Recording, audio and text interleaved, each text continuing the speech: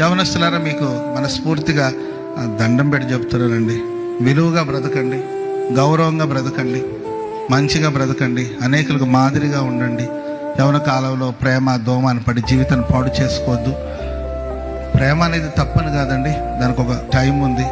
పెళ్లి చేసుకోండి, పెళ్లి చేసుకున్న తర్వాత నీ భార్యని ప్రేమించు, పెళ్లి చేసుకున్న తర్వాత నీ భర్తని ప్రేమించు, అది ప్రేమ.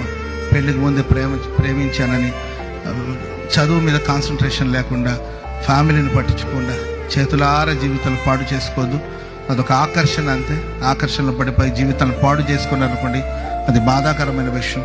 కనుక మరొక్కసారి అమ్మా తల్లులారా, మీకు నా తల్లిగా భావించి చెప్తున్నాను, చేతులు దండం పెట్టి చెప్తున్నాను, విలువగా బ్రతకండి, గౌరవంగా బ్రతకండి. జీవితం చాలా చిన్నది.